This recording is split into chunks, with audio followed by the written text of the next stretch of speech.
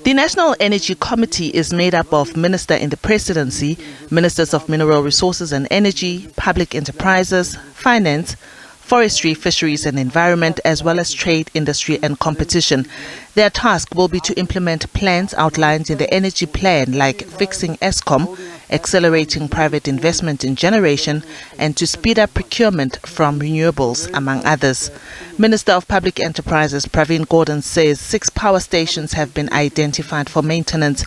At the same time, surplus power will be purchased from current independent power producers to help close the current electricity gap. He says up to 1,000 megawatts of power is potentially available in the next 3 months from IPPs. Potential for another 600 megawatts following a similar requirement, and this is where triple exemptions are required from Section 34, from the triple PFA and from the PFMA, and those are processes my colleagues are working on. Then there have been negotiations over the last 10 days or so with our neighboring countries in the Southern African Energy Pool, and here somewhere between 100 and 200 megawatts could be available in the period of a month, depending on the contracting mechanisms and agreement on price as well. The Minister of Energy, Forestries, Fisheries, Barbara Creasy, says her department has been working on developing a standard for the development and expansion of power lines and substations in identified areas.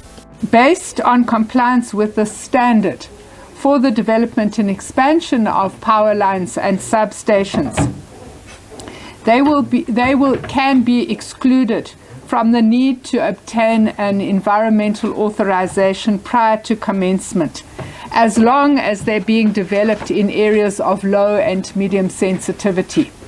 And of course, the obvious question that you would then pose is, how are you absolutely sure that this is an area of low or medium sensitivity?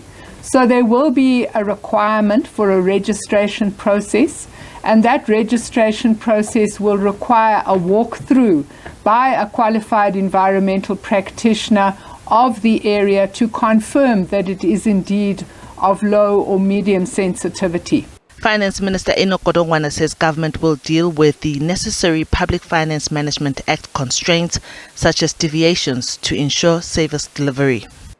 If there's any regulatory issues such as deviation from the PFMA, to the extent that they have got to be done in order to make sure that the delivery of service is achieved, that will be done.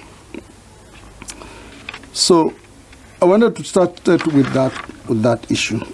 The second issue, which may not have been raised, which I need to touch on, we need to, amongst ourselves, to sort the cost reflective tariff debate between Eskom and NERSA. I'm not familiar with the problems, but the sooner that matter is attended, the better for Eskom's sustainability.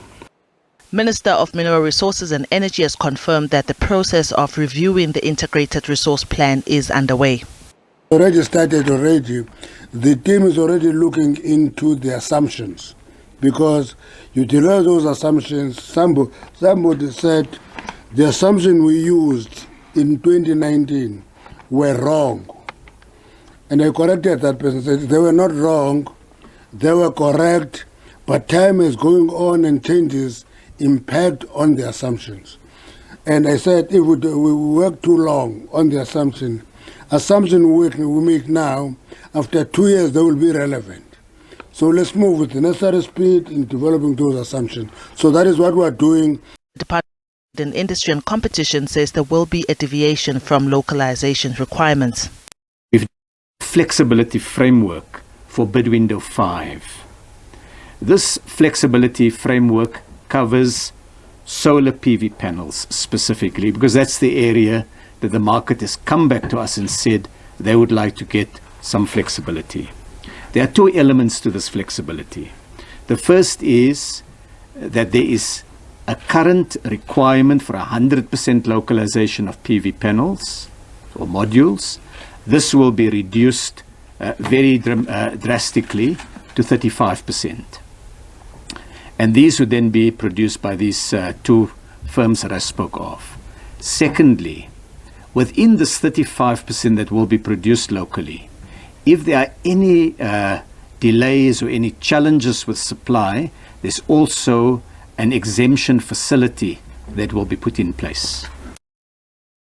Discussions are underway with the private sector and other social partners to ensure that the best available expertise in the country is brought into this effort. Diabo Seto, SABC News, Johannesburg.